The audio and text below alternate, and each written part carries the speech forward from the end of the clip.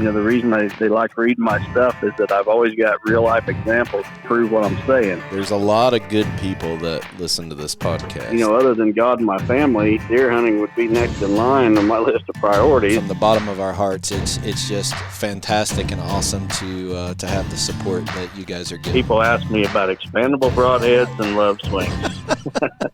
Chasing Giants with Don Higgins and Terry Peer.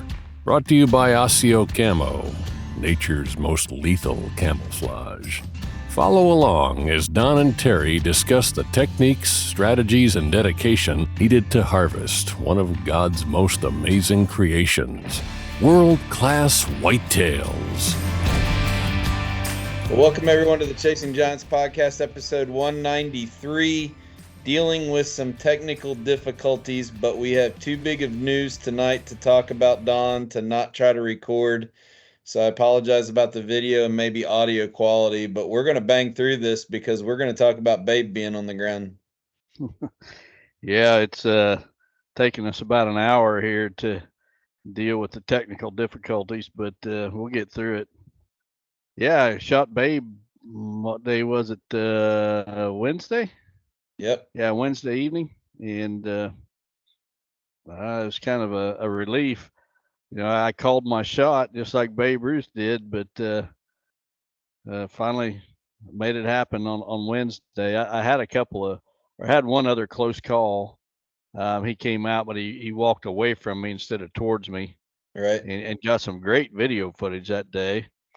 And then the other kind of big event in regards to killing Babe was I set out the first week of season waiting for youth season to be over, so my grandsons had first crack at him. Well, the first or the 3 days right before youth season, I had Babe right in front of the blind where I ended up shooting him 3 evenings in a row, well before dark, well within shooting light, and I wasn't hunting because I was saving him for the grandkids. So if it wasn't for that youth season, I think I would have killed him in the first week of season. Yeah, because those nights that he was daylighting in front of that same blind, you had the right wind to be in the blind those nights. Right. So it wasn't a situation where you couldn't have hunted. I know we talked on the last podcast about me running up there and hunting with you Sunday night of last week, but the wind was going to be, what was it? It was northeast, I believe, wasn't it? Yeah, it was. Northeast It was going to east, and It just wasn't the right wind for where we had seen any of the shooters lately, so I ended up staying home. But yeah, I agree with you. I think if you weren't holding out for letting the kids get a crack at him, you probably would have killed him that first weekend. Yeah, especially the third day. I mean, I was getting his picture on the cell cam 3 nights in a row, and by the second night in a row, I would have known to be there the third day. So I feel pretty confident I would have killed him. But hey, it worked out. I'm happy that it's over. The journey's over. There really wasn't that much pressure on me. I really thought about letting somebody else shoot him, just because the older I get, I just hate burning my tags. Those tags are so precious to me that the last thing I want to do is burn both of them. And now I'm down to one. So I'll be pretty picky with that one, and probably, well, I know I'll be in Ohio before the month of November is over to do some hunting. I'm going to go scout some public land tomorrow. It's not close to my house, pretty good drive, but just a new place I want to check out. I'll see if I can find anything there. I don't have a hot tip, so I don't know that there's a good buck there to shoot. Right. But I'll plug away. That second tag is going to be very precious and kept in my pocket until something special comes along. Well, I want to talk a little bit more about Babe specifically before we go to the Osseo segment. And one of the questions I've been meaning to ask you is, did you get nighttime pictures of Babe anywhere the nights of youth season when deer movement was he there, or do you think he left the farm? I mean, you got enough cameras that if he's walking around much, you're going to get a picture of him. That weekend of youth season, did you get any pictures of him? Yeah, there was one evening where about probably within an hour after dark, I had his picture. It wasn't, well, actually, it was kind of between where the two grandsons were hunting. And for whatever reason, the deer movement was not great. I mean, we seen deer every hunt, seen bucks every hunt, but the movement was not great, especially among mature bucks. And here in the past week or so, what I've noticed is there has been some periods where there has been fantastic movement. Yep. And I know it's kind of related to the weather, but even there was one morning in particular. I don't remember which morning it was, but my cameras were just going crazy with daylight movement after sunup. And there's going to be a whole lot more of that in the next week with the weather we've got coming. But the movement's been real spotty. I mean, and it's been across the board. It's not like one deer went underground for a week. It's like there's hardly any movement for 2 or 3 days, and then boom, all of a sudden we get an explosion of deer movement. And sometimes it doesn't even coincide with the weather front. Like when I shot Babe, it was warm out. It was over 70 degrees. It's probably 75 degrees. You know what would be an interesting thing with all of our listeners? We have so many loyal listeners. I know exactly the couple days that you're talking about where deer movement was just crazy, because we got like daylight pictures over on the lease. I got daylight pictures over on permission properties. We ought to go back to our cell cameras and figure out what date that was by the next podcast, and ask our listeners to go back and see if they saw movement, because we got people all over the country listening to this now. It would be interesting to see if it's just a area thing or if there was something going on that day. Well, I'm sitting at my computer right now. I can scroll back and I can tell you this is October live 23rd. action. All right, October 23rd. All right, with the technical difficulties we've had with my computer, I'm not going to try to click off of it, so I'm going to use my phone. Did you say the 23rd? Yep. All right, so people will have to bear with us here.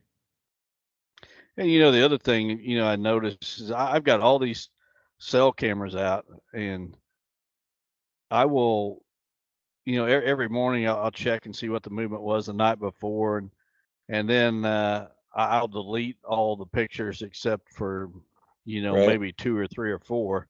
And there's some nights when I'm deleting, or some mornings where I'm deleting 1,000 pictures that came in overnight from all these cameras. And then there's other days where I'm barely doing 100. So there's some nights that there's 10 times the activity as other nights. Right. So on the 23rd, at approximately 5:30, I got 7 pictures of that tall 10-pointer with. We haven't talked about it on the podcast, but I have a 4-year-old that his G2s are about 14 or 15 inches tall, and his 3s are about 14 inches tall. And I know he's a 4-year-old. I'm not hunting him, but I got probably 8 pictures daylighted of him on 2 different cameras on the 23rd at about 5:30. So they're just by itself. Let's see, there's another farm here on the 23rd. There's an older deer that's not a shooter. He's only about 130. So just a quick scroll that same day on 3 farms, I had bucks in daylight. So I'm curious if, as our podcast listeners are listening, go back and look at your all's cameras and leave a comment if you're watching on YouTube on if you had daylight pictures on the 23rd, and then we can figure out if there's anything to that or not. I was looking to see what the temperature was. Looks like 65 degrees, so it wasn't really cold, was it? No, I'll look at mine, and Southeast wind at 12 miles an hour is what mine said. Oh, I mean, I've got it throughout the day. The lowest temperature was 42, and the warmest one was 62. Okay. All right. So yeah, if you're listening, leave a comment about October 23rd and see what you saw. So let's go back to Babe a little bit. You mentioned something, and I don't know if you want to tease this up for the Whitetail Master Academy. I know Steve's going to produce a really cool video about the whole story. history of this buck, but there was one pattern that you told me you had noticed that made you pick where you were going to hunt that night. Do we want to talk about it tonight? You going to Sure. save that? No, I got enough. I got enough saved. This video, I mean, I've got all kinds of footage. The morning I shot Mel back in 2020, I got footage of Babe as a 3-year-old. Oh, wow. That same morning that I Yeah. shot Mel. So I've got all kinds of interesting stuff on this buck that I don't have to worry about spilling the beans. There's plenty to say for that video. But yeah, the pattern that I noticed on this deer was he liked to bed in a particular spot in the switchgrass. Those who have been to the master class will remember the smoky blind. Well, he would come out of that wooded cover, the sanctuary, right in front of that smoky blind and go into the switchgrass. And he was doing it almost every time he did it was before daylight. There was only maybe one morning where it was after daylight when he came through. And that's why I didn't want to take the grandsons in there to hunt In the morning. morning hunts. Yep. But the thing that I noticed was whenever he went in there to bed in that switchgrass on the morning or on a morning, he would come out at that same spot in that afternoon. So he would enter and exit that switchgrass the same place. And well, the day that I shot him, I got the picture of him right before daylight. It was like about 6:30 in the morning. I got a picture of him going in there, and I told my wife, I said, I'm going to shoot Babe this afternoon. And she's like, yeah, I've heard this before, but I was pretty confident, Right. because I'd seen him go in that morning, and sure enough, that's exactly what happened. Yeah, so a couple things come to mind. Usually you're not using, I think this is a little ironic, but usually you're not using cell camera data for that year. In this case, you did pick up a pattern. I think you would have been hunting that night anyway, so I think it probably would have all come together regardless. But I do think that's an interesting spin. And the other spin was if you would have been pushing it that morning and hunting any one of those mornings through October when that deer was going from, whatever he was doing in the timber all night, whether it was eating acorns or whatever, and going into that switchgrass, there was a high probability you bump that deer trying to get in Yep. that blind in the morning. Yeah, that's what I talk about. You got to wait for conditions to be right. And in the morning, I've said it, I get people arguing with me on social media all the time that I say don't hunt October mornings unless it's late in the month and unless there's a cold front. And even then, a lot of times you're taking a chance that you could bump your target buck and not even know it. It's not like he comes in and he blows out of there. A lot of times you don't even know you screwed it up. Yeah. But you've ruined your chances for later when your conditions are more in your favor.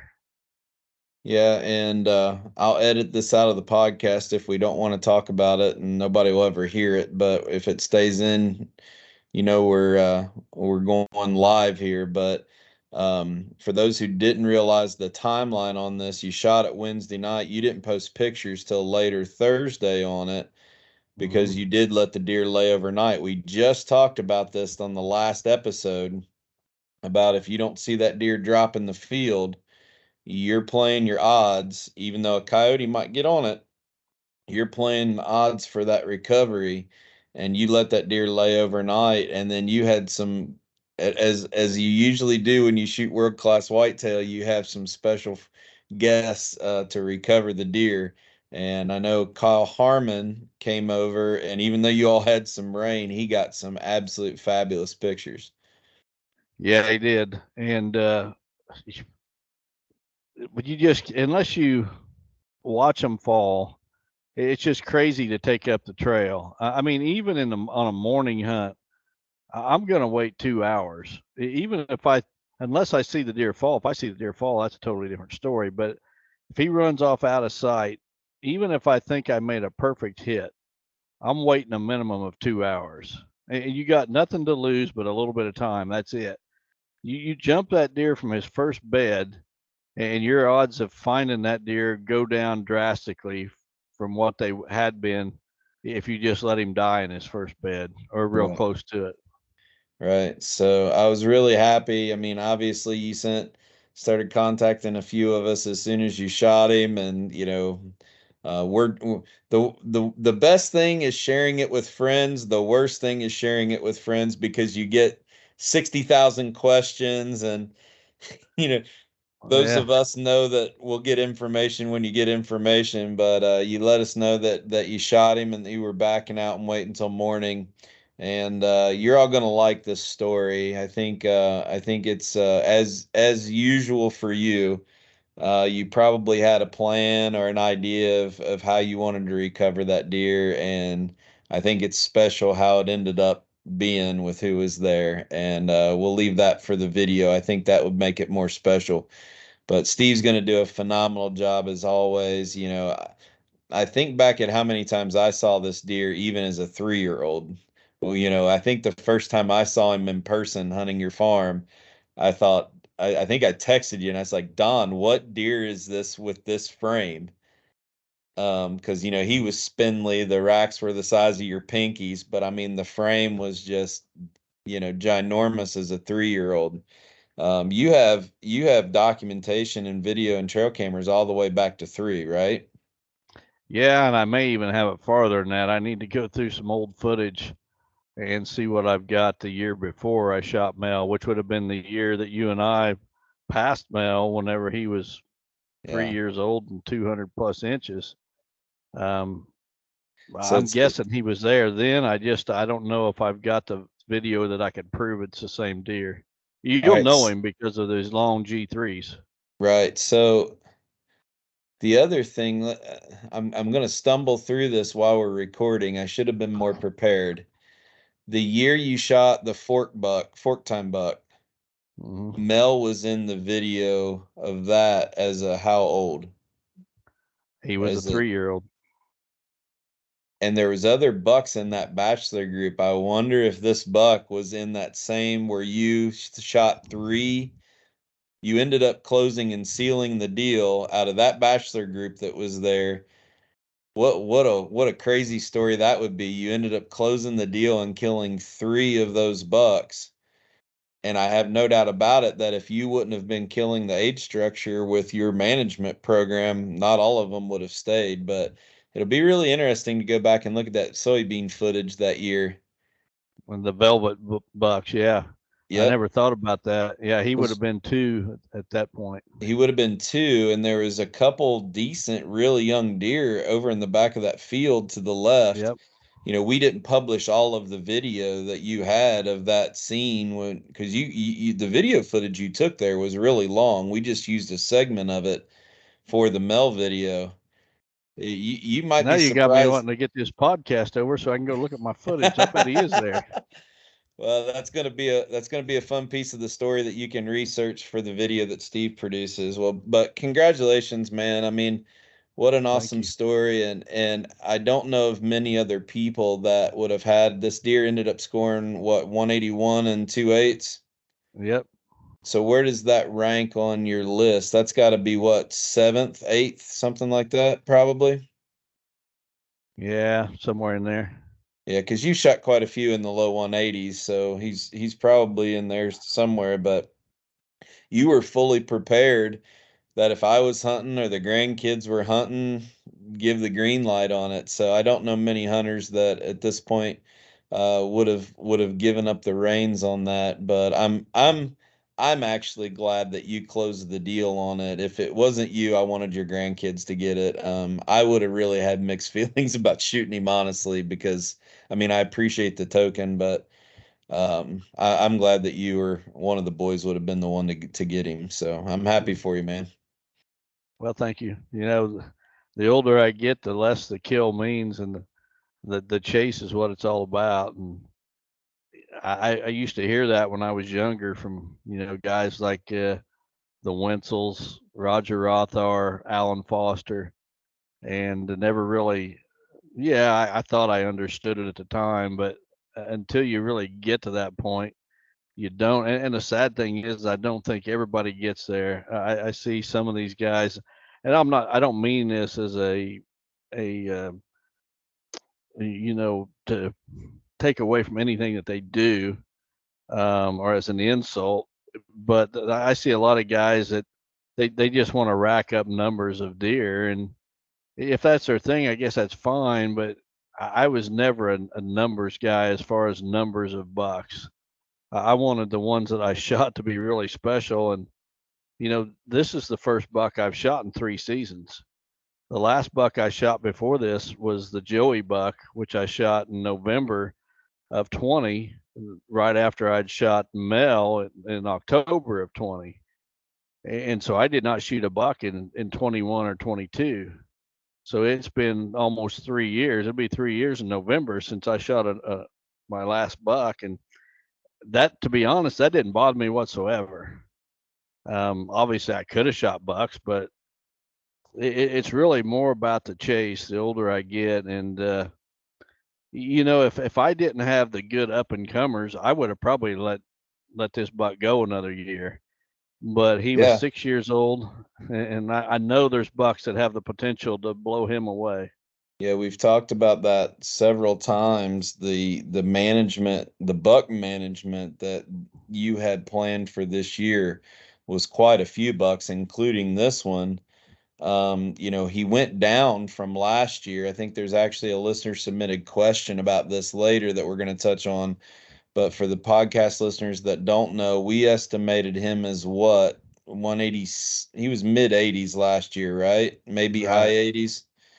And I think he was about 185, 186. Yeah, I think that's what we had kind of we'd thought, but he was definitely smaller this year, and we really believe that was due to the drought, because all of the antler size that we've seen across the Midwest, the mature bucks of older age classes just didn't take any jump. I don't know of many people that saw a deer take a big jump that wasn't a 3-year-old going to a 4 or something like that, but the mature bucks, we just didn't see it. And I agree with you. I mean, he could have very easily come back next year and put on, 15 inches of non-typical, but the bigger fear is the up and comers that are there now, they could have been pushed off. And that's Right. what you were concerned about.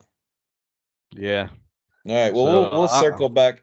We'll circle back on that because I think we'll touch on that question, with the listener submitted question a little bit later. So we're going to take a quick break and talk about the Osseo feature profile. And as promised from last week, this is going to be a little awkward, people, so bear with me. I'm going to have to dance around. I only have one monitor here tonight, so bear with me just a second. And look who we got on the screen as the Osseo featured spotlight tonight. Why don't you talk a little bit about this guy? Yeah, Mark Luster. He's on the consulting dream team out of Iowa, but this buck is a Kansas buck that he shot. And I know the buck challenged Mark a little bit. It took him a few hunts, but I was pretty confident he would get it done. He shot his fair share of giants and then some, but just a great Kansas buck. I think it scored in the 190s. Yep. But just an absolute pig of a deer, and real happy for Mark because he puts the work in. He's never had the benefit of owning a big chunk of ground or big lease properties. He's knocked on doors for permission, and just real happy for him. Yeah, the thing about, for the people listening on the audio platforms, this buck has crazy mass all the way out its beams, big frame, tine length, huge crab claw points out on the end of his main beams. I mean, he's pretty much got it all. I mean, for a buck to only have, what's it look like, maybe 4 or 5 inch brow tines to still score that much. I mean, just an absolute giant. And the thing that Mark did this year is he was very public about chasing this deer.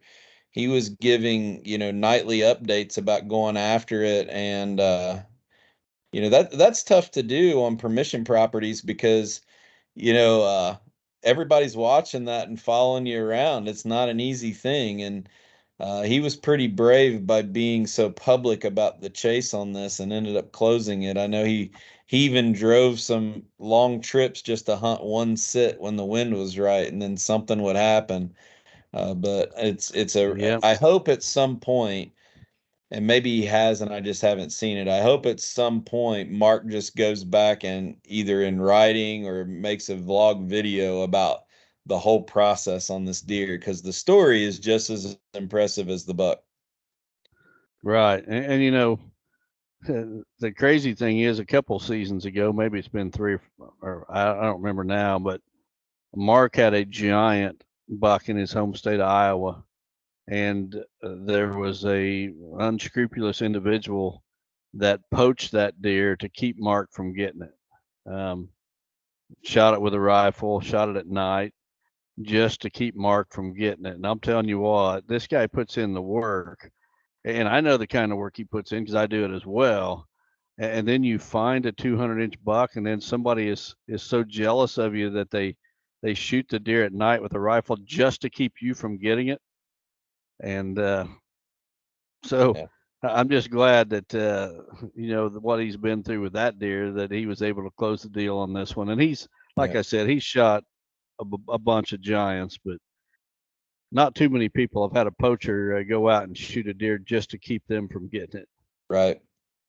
And then come back and be so open about going after this one. I mean, if I had a Yep. deer that big, I'm not kidding, unless it was on a property like yours where I knew he had some perimeter buffer around him. There isn't nobody going to know about that thing until he's in the back of a truck. So, congratulations, Mark, for from all of us here at Chasing Giants and from Osseo.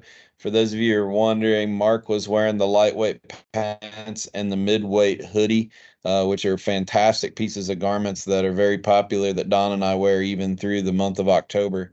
I believe I think you were wearing the midweight hoodie when you shot Babe. So fantastic Yep. garment until it gets down in the 40s and low 50s.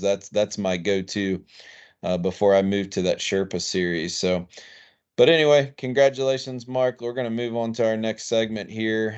What do we got to talk about next? I can't remember. We're going to talk about the rut report that I'm going to be doing on my social media. You know, every November I give a daily rut report, and that information comes from a variety of sources. It comes from my actual observations on my hunt that day, or my hunts that day.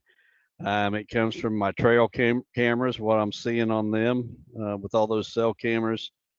We talk about the weather forecast and maybe the weather we're having. So that those rut reports in the past I have done just by writing or typing out the text and finding a picture to go along with it. This year I'm going to do it a little different. It's going to be a video version of the rut report. And then something special that we're going to do on the Whitetail Master Academy is each Sunday for 5 Sundays, starting this Sunday. What is this Sunday? October the 29th will be the first one. For 5 Sundays, we're going to release a video each evening, and we're going to preview that coming week's rut hunting. And we're calling the series Own the Rut. And so we're going to look ahead at the weather forecast for that week, but also the calendar for that week, and talk about, what typically you can expect to see during that period of the rut, and how the weather that we're going to have that week's going to play into it. I'm going to talk about the tactics that I'm using for that upcoming week, so guys can listen to that and they can plan their upcoming week of hunts as well. And then I'm going to end each one of those 5 different videos with a story of a buck that I shot during that particular week. So Very that cool. first week is going to be like October 30th through November the 4th. So I will pick a buck that I shot during that period of time, and I'll tell the story. And then the next week, we'll move on. And as we go through the phases of the rut, each video is going to be a little different than the one we did the week before. So be able to find that on the Whitetail Master Academy. Hopefully, guys will watch that on Sunday evenings plan their week and it'll help them be successful that week. Yeah, that's going to be a fantastic resource. And for those of you who don't know, the standard rut report will be on your Instagram and Facebook page, if I'm not mistaken, right? Yes, and this year we're going to add it to YouTube and TikTok, since it's going to be a video version. Okay, good. Tickety tock, huh? You're getting on TikTok. I never thought I would see the day. Well, I've got a little help there with Steve Shields. The only thing I know about TikTok is I thought it was a clock, but Well, I you guess know, it's some. TikTok is about doing these little dances as they play music in the background. You knew that, right? I don't know what it is, but if I have to dance to shoot a big buck, I'll go out there and dance. Maybe do up All my right, underwear and well, show my white legs. How's that sound? I know that's not going to happen, so You're right. I would guess you wouldn't shoot a big buck at that expense. I think you do have a limit at some point. I do. I haven't found it yet, but that's probably it. All right. Well, thanks for all the support of my new job. It's been a whirlwind. I've never in my career gotten to work in the morning and blinked and the day was over. That's how jam-packed it has been. But a lot of people have reached out. I'm really sorry that I'm dragging in a lot of responses right now. I just quite simply don't have time. It's that busy to try to learn this business and be an asset to the ownership team that's trusted me to run this company. And appreciate all the support. Apologize. I promise I'll get to everybody soon. I probably owe the biggest apology to Don and Dwayne and Janice. If I would have known how crazy the last 2 weeks it would have done, I probably would have just taken a leave of absence from real world because I mean Janice has needed stuff from me, you guys have needed stuff from me, and I'm trying to answer stuff at 3 o'clock in the morning. And I probably should have just told everybody I'm out of commission for a couple weeks, but it's been pretty hectic. We totally understand and totally support your decision to make this career change, and certainly glad to hear it's going well. It's going real well. I think I'm going to try to sell your dad a bad boy mower tomorrow, though. Yeah, he's in the market for one, and I told him that you just started a new job at a company that's got 5 dealerships, so he's interested. Well, we have that's one of the surprises we had. We got to get some inventory moved by the end of the year, so I'll even open it up to podcast listeners. If podcast listeners need a deal on a subcompact tractor or a zero turn, we got Skag, X-Mark, Bad Boy, Spartan, Mahindra, and New Holland. So I got swinging crazy good deals by the end of the year. Send me a message on social media or email, and I have one of the sales guys reach out to you. It actually helps me out a lot because we got to get some inventory off the lot. So if you're in the market and can do something before the end of the year, I'll be happy to put smart sales guys that know the product line in touch with you because I'm not there yet. I just know their deals. How about that? Sounds good. I bet you that you get plenty of calls from the Chasing Giants listeners. Yep, hopefully they do. They won't find a better deal this time of year. I can guarantee you that. So, well, let's give some respect to the people that submitted questions this week. I'm going to throw these up on the screen, and you'll have to be a little patient with me since I only have one monitor. But hopefully you can see that okay and read our first question. Yep. The first one comes from Mark Zoke from Slatington, Pennsylvania. He says, Don and Terry, thanks for being good, honest people and standing for what is right. I'd like both of you to answer this. Let's say both of you have a full-time 9 to 5 Monday through Friday job using the knowledge you two have, but in this case, you have no trail camera pictures, just history of your farms. You have 1 week vacation from work and intend on planning that vacation for hunting. What 6 to 7 day window of the year are you choosing to hunt hard and why? Mark, that's a question I've got before, and I don't even have to think about it. If I had to pick one 7-day period to take off from work to chase deer and to have the best odds of killing a buck, I would pick the 7-day period from November 5th through the 12th. And if that doesn't fall in line with your calendar, just pick the week that has the most of those days from the 5th through the 12th.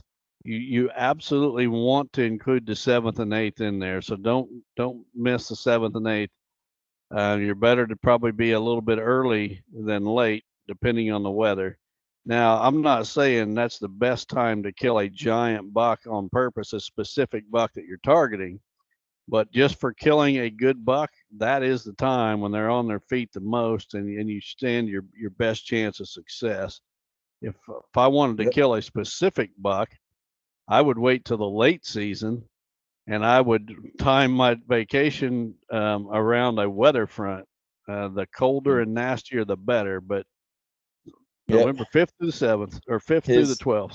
His question was specifically if he had no trail camera data. So with me starting this new job, I'm going to not hunt as much as I have in the past. But I can answer your question for when I'm going to be in Illinois. I'm leaving after work the night of November 3rd, which is a Friday night, and hunting the 4th, 5th, 6th, 7th, and 8th. I'm going to go back home the 9th and the 10th and keep an eye on my farm opening weekend or rifle on the 11th. Make sure I don't have any trespassers. 11th, 12th, and 13th, stay at home. 14th, go back to Illinois and hunt again the 14th through the 19th. So I actually started years ago, instead of taking one whole week vacation, I bust those days up and take 2 weekends, and you end up getting a little bit more free, and it just depends on the logistics. Some people can't go back and forth.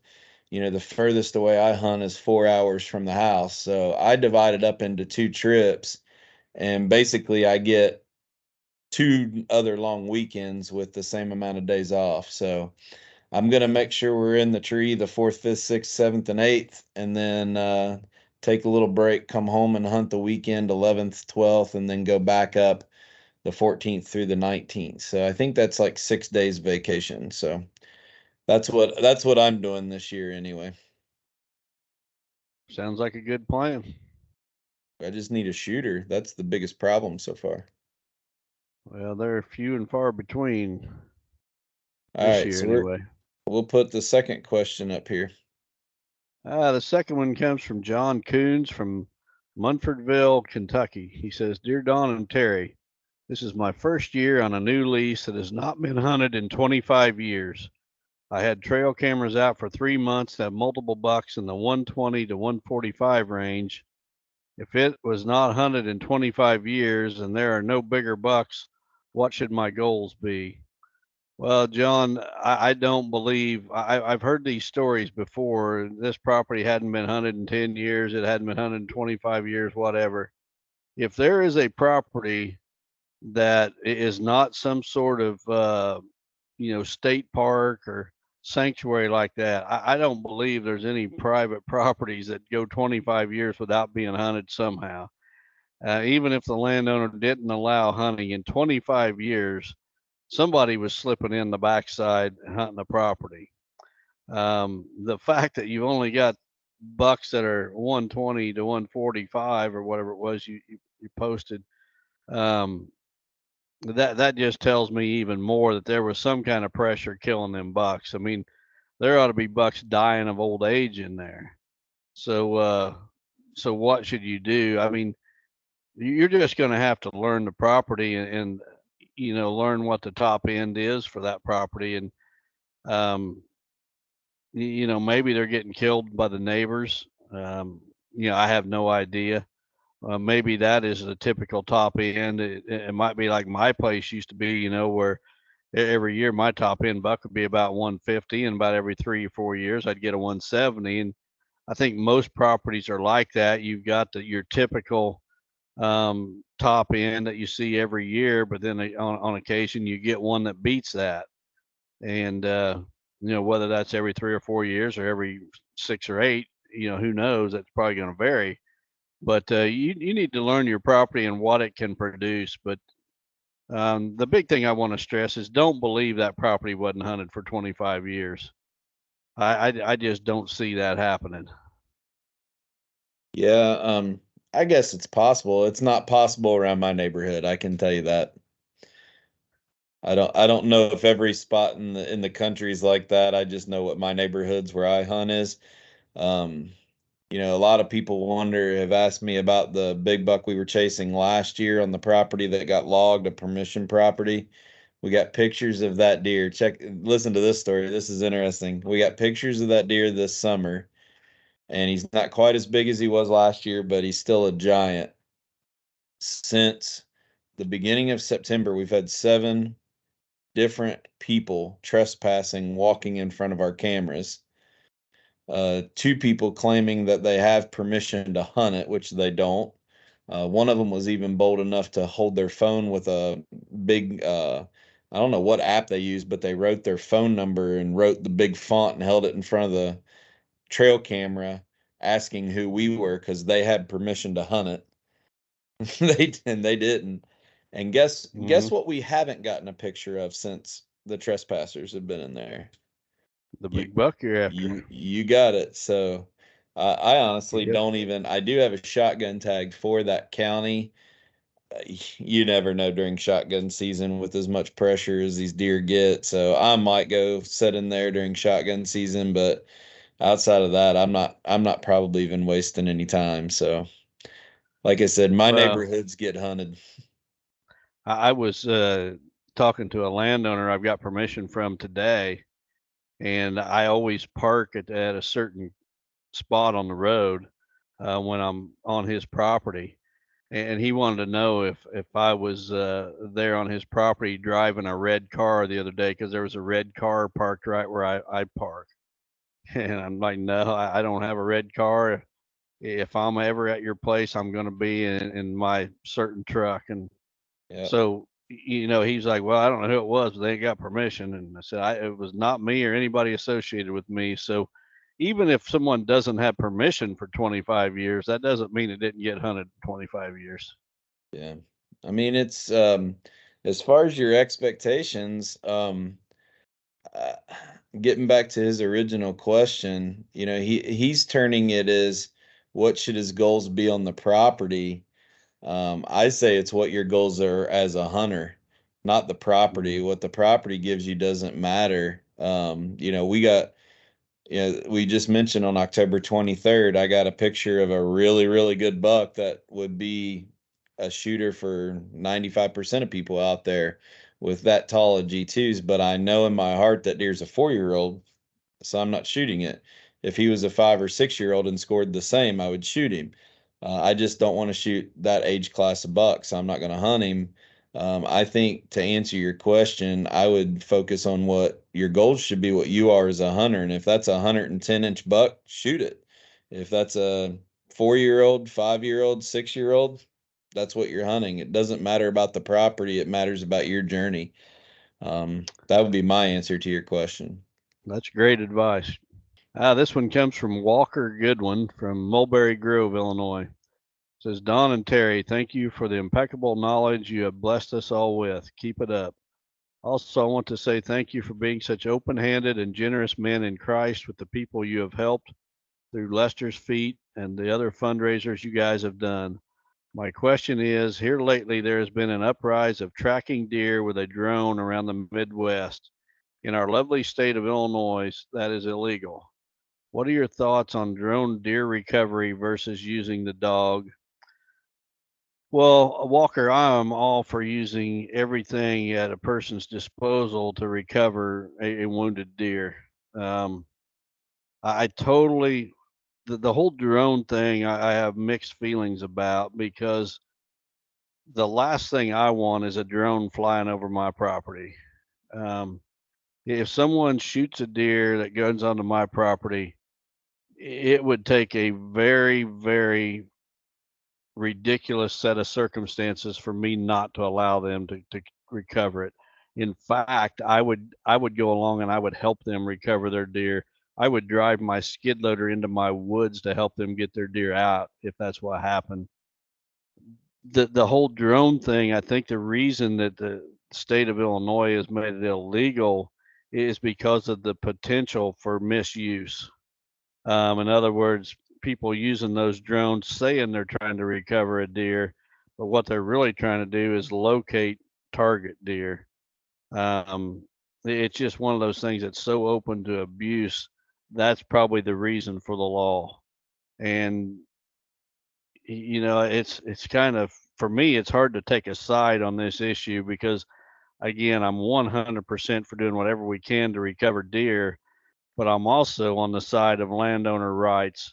And I don't want any person flying a drone on my property without my knowledge and my cooperation. As far as dogs go, though, I'm all for dogs. In fact, Babe, this week I called in a dog because he wasn't bleeding very well, and it started raining that morning, and the dog did not find the deer. We happened to just stumble upon the deer, but there was a dog brought in. Ron Slifer and Dio, found my trump buck. So I'm all for using the dog or whatever it takes. And you know how I feel about dogs. I haven't made any secret about how I feel about dogs on a property. The thing I like about the state of Illinois is they require that dog to be on a lead. And I think that lead can be no more than 50 feet long. So it's not like the dog is just running here and there through the timber looking for a deer. It's literally tracking the deer with the handler, right behind him, which is a totally different situation. So, I'm not one to hold back my criticism for any government agency, but I've given the DNR credit earlier for what they've done with our youth season, and I got to really hand it to them on this too, because I think that they have handled both the dog situation very well by requiring it to be on a lead, and I think they've handled the drone situation by protecting the landowner's rights. Yep. And there's a lot of people that's probably not going to agree with me, but that's just where I stand on it. Yeah. Well, people always aren't going to agree with us. We've proven that to this point. Yeah. If there's one thing we've ever done, it's bring out the people that disagree with us. That's right. All right. The next one comes from Jake Kammerer from Plato, Missouri. Says, "Hey, Don and Terry, love the podcast. My question is, with the season's opening, what are your thoughts on trimming limbs for shooting lanes or furthering observation after season has started? I've heard different sides on this topic, but would like your thoughts on whether it impacts mature buck movement or if they don't even notice. Good luck this season and prayers for your daughter, Dawn." Well, Jake, thank you for the prayers.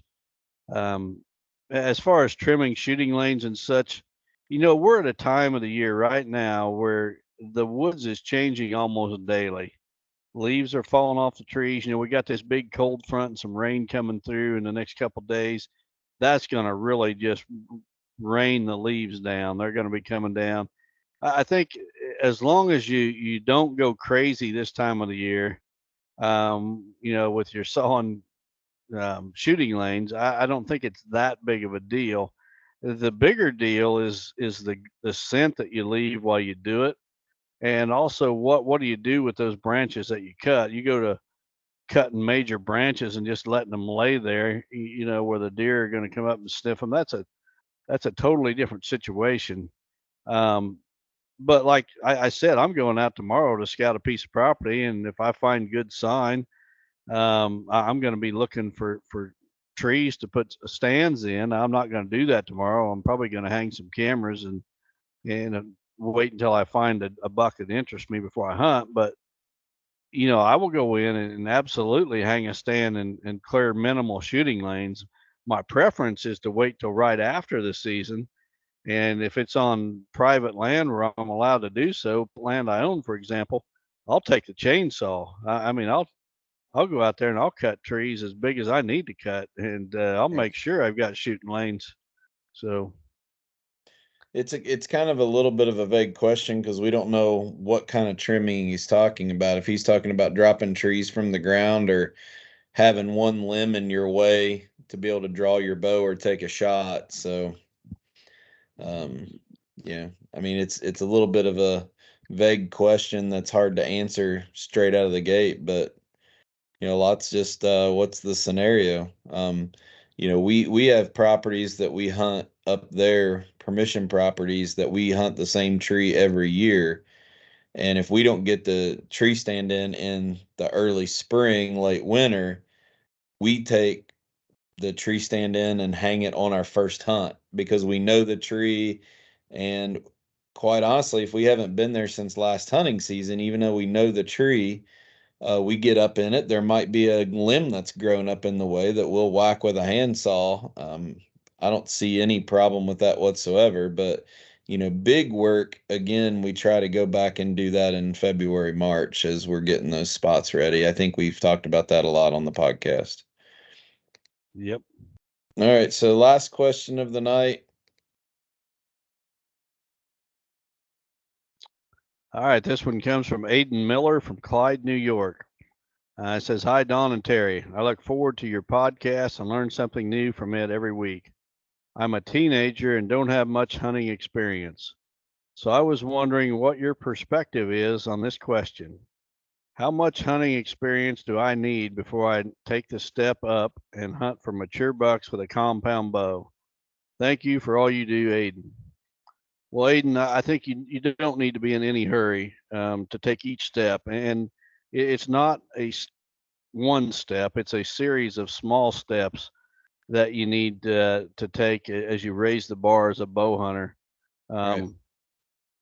I've said it many times. When I started, I was going to shoot any deer that come along, and then it was bucks only, and then it had to be bucks that had at least 8 points, and then it was bucks that scored the minimum, the 125-inch Pope and Young minimum, and then from 125 it became 140s, and from 140s it became 150s, and each one of them steps took several years. It's not like, oh, I'm shooting 8-pointers this year, next year I'm shooting 125-inch bucks. No, I stayed at that level where I was shooting 8-pointers until I could do it consistently. And when I got to the point where I could kill an 8-point buck, 4 out of 5 years with no problem, then I would raise the bar to the next level. And that's what I recommend you do. Don't take it slow. If you raise the bar too fast, all you're going to do is frustrate yourself. And then you're going to probably end up either giving up bow hunting or you're going to take a giant step backwards. And I don't think either one of them is what you want to do. So just take it one step at a time, small steps at a time, and don't think that you have to take a step every single season. Take that little step and then master that before you take the next one. The world is full of people pretending they're something they're not. I mean, especially in the hunting community. And, you can use me for an example. I hang out with the top, 0.002% of all deer hunters with Don every week. And it would be really easy for me to pretend that I'm something at his level. And don't try to be something you're not. I mean, I'm on my journey just like Don's on his. There's bucks that he would pass that no other hunter in the world would pass. If I tried to pretend I'm at his level, I mean, he's bringing me along for the ride just as much as anything, and I'm still learning and learning and learning every time I'm with him. So I think that when you try to go too fast, sometimes you also get a little ahead of where you're at, and whether it's intentional or not. But you know don't try to be something that you're not or that isn't possible where you're hunting. I think that's the other thing. People have unrealistic expectations for where they're at, and there's guys that do it right and they end up being in one of those places like Michigan that we stereotyped and made a lot of people mad a few weeks ago, or in Pennsylvania where the hardest buck to kill in the woods is going to be a 110-inch buck. And there's so many factors, and you have to do it for yourself, not anybody else or what social media or family or friend pressure is going to push you into.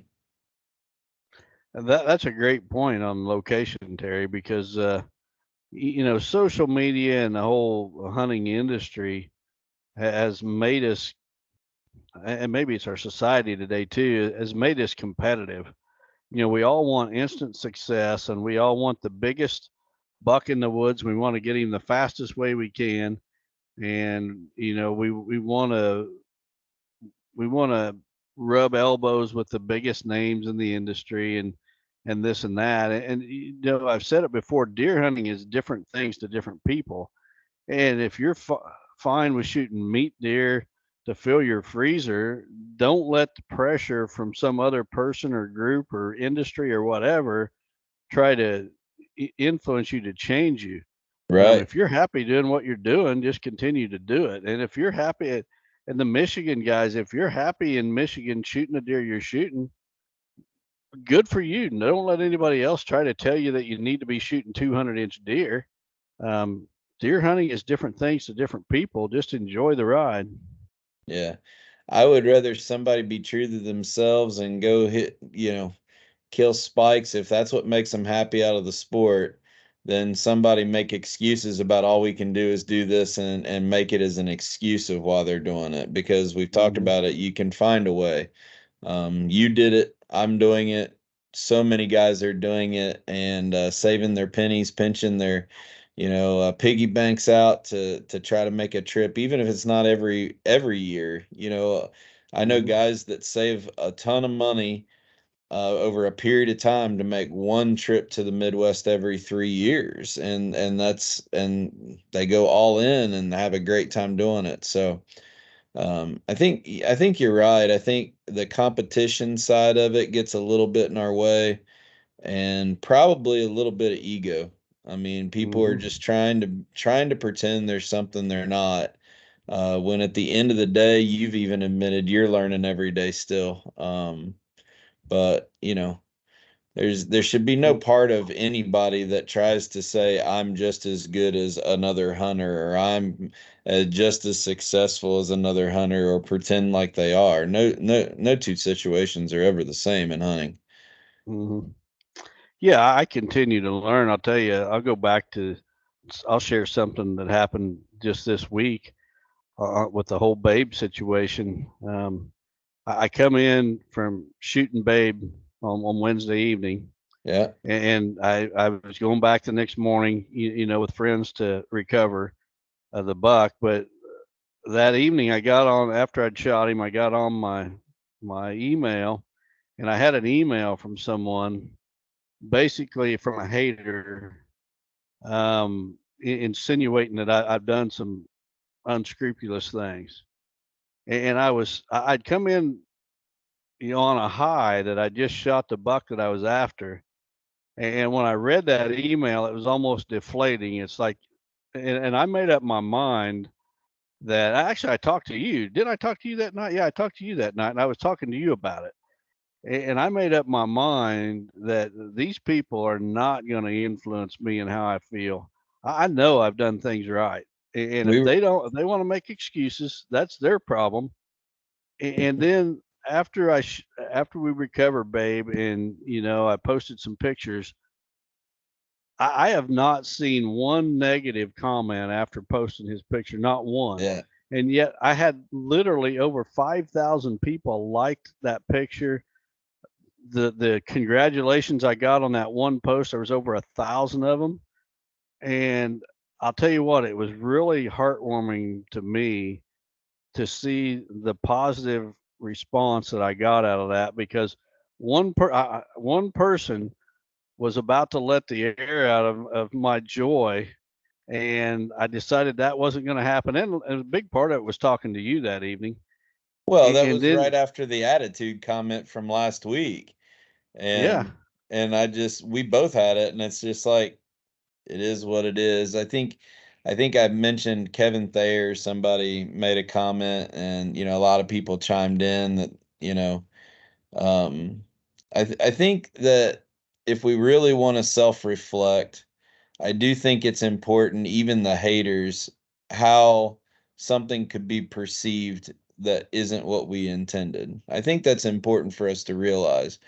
But to take one person's stupid comment or whether they meant it or not, how it comes across to us, to let that ruin it when there's so many people out there that are supporting us and having our back. I mean, over 2 million people since we've started this have downloaded a copy of this podcast and listened to it. And that's just, honestly, that's it far exceeded our dreams or even Mhm. ideas of what this thing would turn into. And it comes down to people, you know, that listen to it. It comes down to people like Joe Miles and Chris Yates that believe in us, with the sponsors that try to trust us to represent and be an extension of their brand, and so many good people that kind of put their arms around us and encourage us. I think there's a lot of lessons that we've had to learn the hard way, being this much in the public eye, and we probably still Mhm. struggle with it sometimes, but we're human too. Yeah, and that was kind of my point. I'm still learning as a deer hunter, but I'm still learning to be a better person too. And I think as long as you're alive, you don't remain constant. You're either getting better or you're going backwards. And I just made up my mind that I'm not the haters are just going to do nothing but fuel me to accomplish more. I've used that. I did a lot better in years past. I think as my notoriety's grown a little bit. I've had to deal with more haters, and at times I haven't always handled it well. And I've just got to get to the point where I just totally ignore them, or I use them as fuel to accomplish more, because it became so obvious this week with Babe. And I want to thank every single person that reached out in some way. It became so obvious that there's way more good people out there than there are bad. And Oh, no question about it. Absolutely no question about it. And we apologize to everybody when we get a little down or whatever, but there's always a group of people that are there to lift us up, pray for us, encourage us. And I've said it before, if it wasn't for the ministry aspect of this, I would have never even agreed to it to begin with, because I really struggle with the public thing and the I'm okay. I sleep at night, but I still struggle with it. To to those of the guys listening on the podcast that work at Tractor House that embarrassed me at work this week when they called the owner of my company and said, "Congratulations on your new hire, the podcast host. You guys know the story," and embarrassed me in front of everybody. That's still what I'm not used to. I'm very uncomfortable with it, but it's been such a blessing to not only get to do this, but also meet the people that follow us, the chances we get to communicate and talk with them. It's very special. I'm truly humbled by it.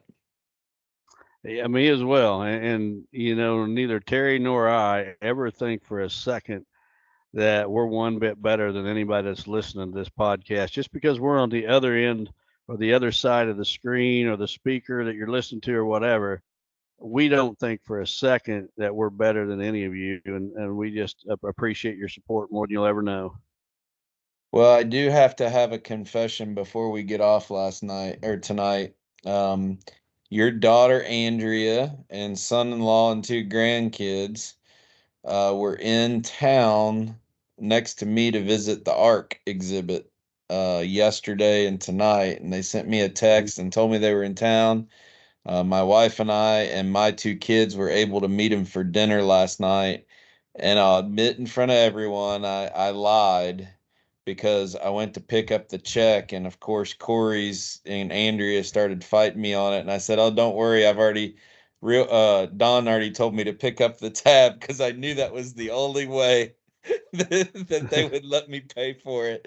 So I'm not Well, perfect. I lied to your daughter and son-in-law last night, but I still got what I wanted and got to buy their dinner. So Did Corey tell you our family joke No.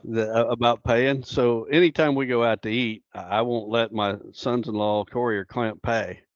And I tell them that one day I'm going to be old and they're going to have to wipe my butt when I get old. And so every time I buy their meal, I put a check mark next to their name, and that's how many butt wipings they got to do when I get old. So, I don't think they Corey's always gonna wipe my butt, but I really enjoyed the time with him last night. Andrea, she's just a special lady, and she has another round of chemo on Monday. You're taking her down to Indy for chemo on Monday, and Corey's staying with the boys. And they wanted to get away from fall break while she was feeling up to it, so they ran down and we're taking the boys to the ARC exhibit. They did that today. We're recording this on Thursday, so I hope they had a good time. But it was so good to catch up with them and joke around and laugh. Your grandsons have grown a lot since I've seen them in person, and I'm telling you what, the little one's coming out of his shell a little bit now. He's not quite Yeah. as shy around me as he used to be. Well, he can ham it up with the best of them when he's not around the wrong crowd. Yeah. But Andrea yeah, says we only get to see part of it, but if he's starting to act up around you, he trusts you now. yeah. All right. Well, thanks everybody. We apologize for the technical difficulties. I'll get it fixed before next week, but this was such an important episode that we wanted to get it done. I leave in the morning to take my two kids to the state marching band competition. They won regionals and are going to state, so we have to go down to Western Kentucky, and I'll be down there all weekend. So we wanted to make sure we got this recorded so you all could hear about Don calling his shot with the buck named Babe. Special story that you closed out. And we'll be back next week, and won't be long. We'll try to do a couple weeks where we got in person up there in Illinois with me coming up for hunting season. So we should be able to make that work. So God bless everybody. Have a great week. Chasing Giants has been brought to you by Osseo Camo, Via Farm Real Estate Company, 360 Hunting Blinds, Victory Chevrolet, Real World Wildlife Products, Matthews Archery, Novix Tree Stands, Gingerich Tree Farm, WildlifeFarming.com, Quiet Cat, and Vortex Optics. Thanks for listening, and tune in next week for another episode of Chasing Giants.